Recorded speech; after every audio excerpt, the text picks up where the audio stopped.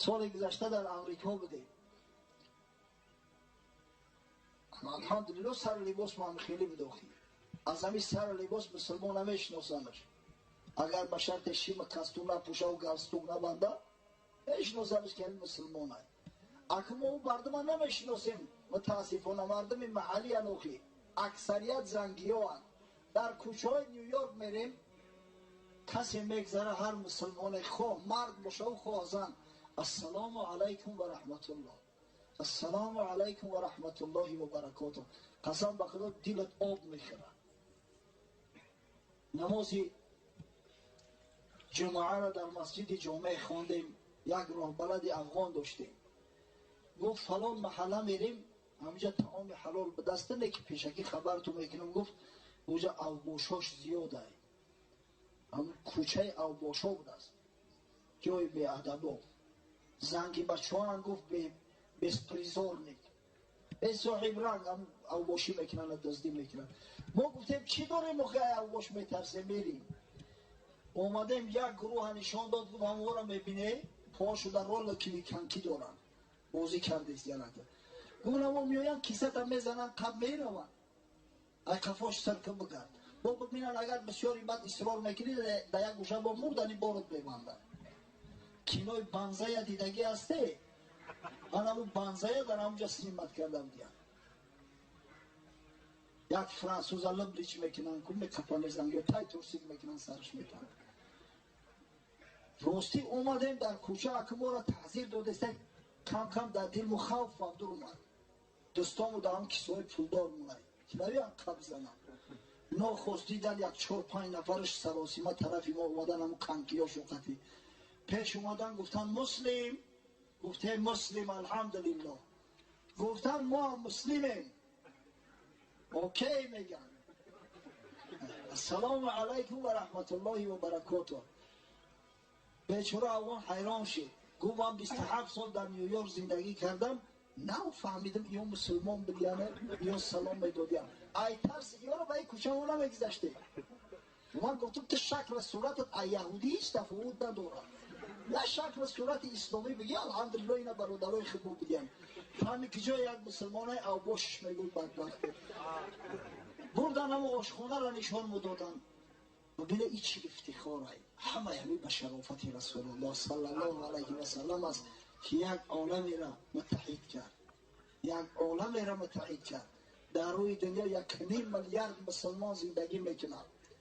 نژادهای گوناگون، زبانهای گوناگون، عرف عادتهای گوناگون، اما همه خدا پرست، همه یکتا پرست، همه یک کتاب دارند، همه الحمدلله و المنت امت یک پیغمبر صلی الله علیه و سلم هستند و انشاءالله نجات بنی بشر در اسلام است. پرگویی هم شود در یک شهر دلس کلیسا بردن. در کلیسا در اومدیم، بعد همون پاپی کلیسا در برای مردمش گپ زده، گفت ما یک پرابلم وزنین داریم. سال تا سال جوانها کم شدستیم در کلیسا نمی آیند، همه فقط پیران سالان می آیند، کمپیرک های پوچله و موسفیدای از تا افتادگی. شما هم گفتم که این پرابلم داره؟ گفتیم نه ما نداریم الحمدلله. گفتن سببش در چیست؟ میپرسم. من گفتم که این جوانا الحمدلله تازه هم دیلاشو صاف و به آلایش های. اینا آفتاب درخشان اسلام ماندگی ای پشت چراغای پیلتگی دود کردگی شما نمی روند. آقا گفت آقای نظرم شاید اوی را ترجمه نکنم،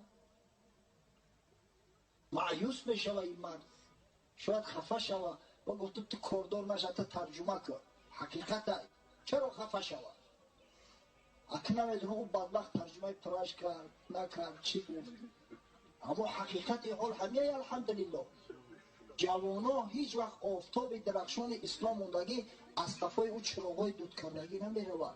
حقیقتا او چراغای دود کردن گیاته. یک شاعر بسیار معروفی نمیسای همه در مکتب و فکر خونده اینش، اما افسوس ما نمیدونیم که گیاته یک داستان داره با نام نغمه محمد صلی الله علیه و سلم. شنیده؟ اکثریت نمیدونم. ببینید یک زمان دوره سویتی بود، دوره مبارزه بر ضد دین بود، ایشونا را تعلیم نمیدونم. لیکن امروز الحمدلله اخیم اوزادیم. حیران میشم که تا به حال در کتاب‌های درسی ما همون سفسطه‌های دوره سویتی هست.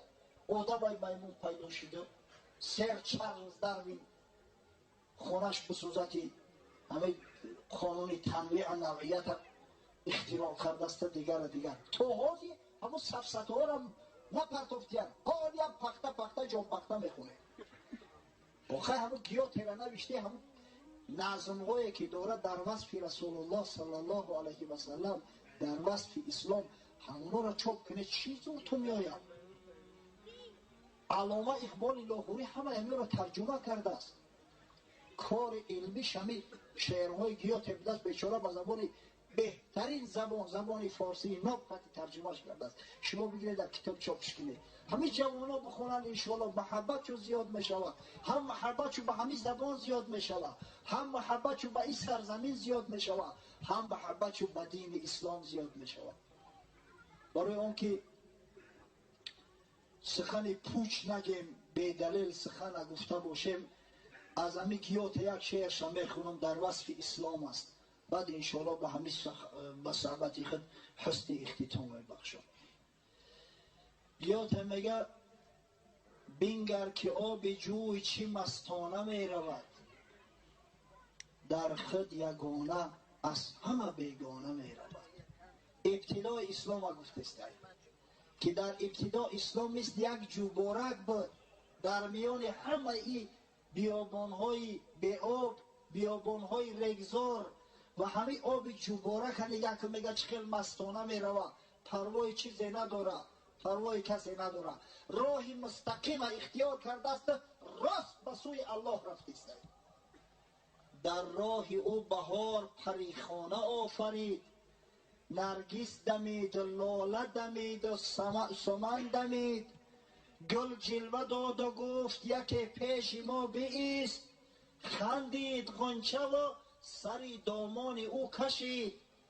در راه میگه در لب جوبار سبزه ها دمیدن، گل ها برمدن، هر کدمش طرف خود جلب میکنه جوباره که جوبار راست نره، ایس بیا ایس میلان که کم طرفی ما بگرد، این دنیا هم زیبایی داره، بسوی دنیا میل که ناآشنای جلوه فروشان سبز پوش، صحرا برید و سینه کوه و کمر درید.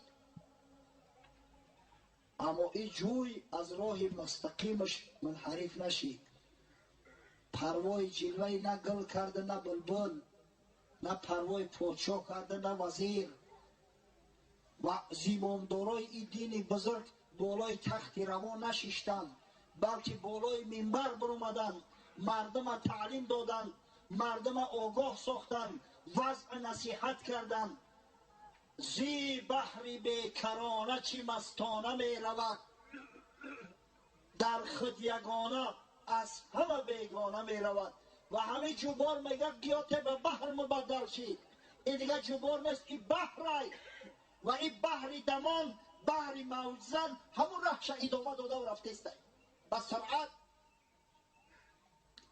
صد کوه و دشت و مرغ بیابان و باغ و راغ، گفتند ای بسیط زمین با تو سازگار، ما را که راه از تنکابی نبرده ایم، از دست بردی ریگ بیابان نگاه دار.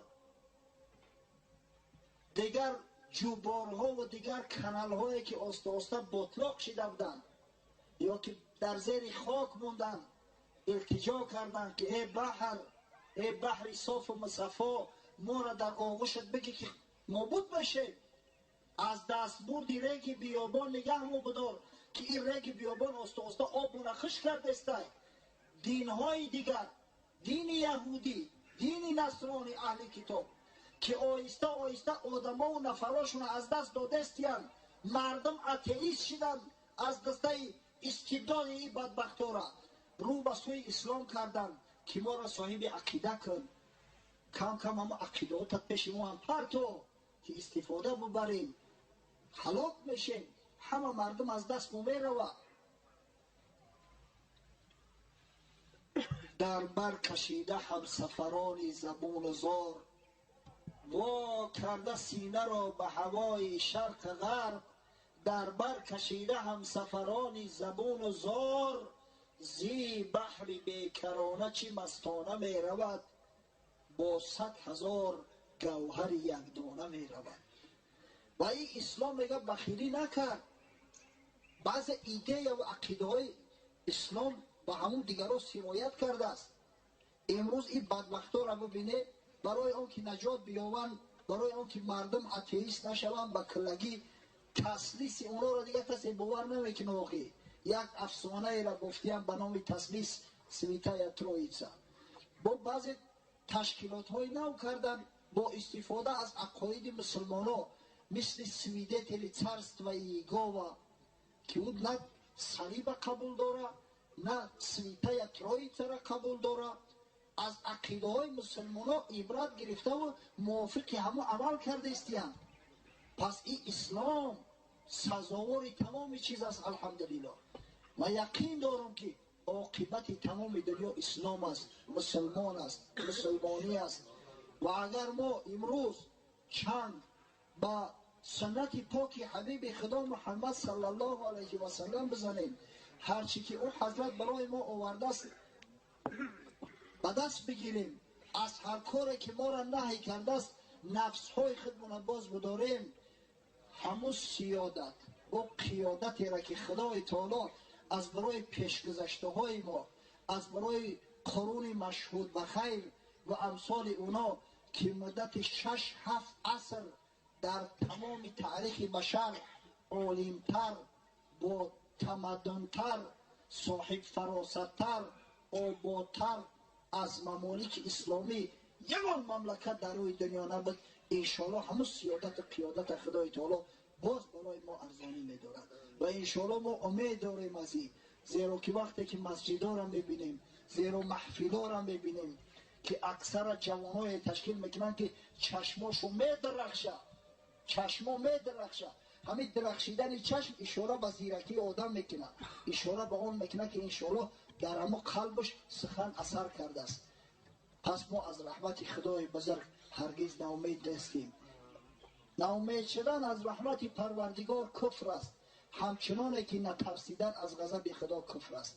از همین خاطر دعا میکنم که پروردگار صحبت مونه معاصر بگردانه و پروردگار چنین صحبت نشست‌های را که باعث بیدار شدن شعور مسلمانان، باعث کشاده شدن چشمای مسلمانان، باعث درخشیدن چشمای جوانان میگردد در جامعه زیاد گرداند و پروردگار مساعدت فرماید که ما قهرمانای این ملت شناسیم، قهرمانای این ملت دانیم.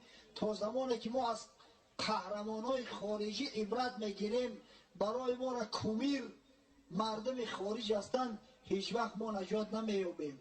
پس جای الکساندر نیفسکی بگذار که جوانای ما از خالد ابن ولید آگاه شوند، جای دمیتری تانسکوی بگذار که جوانای ما قعقا ابن عمر شناس شوند، جای نمیدونم الکساندر ها و نیکلای ها این مردم بخوانند که الحمدلله ما عمرها داشتیم، ابوبکرها داشتیم، عثمان ها داشتیم، علی ها داشتیم. مردم دنیا با بزرگای ما افتخار میکنن.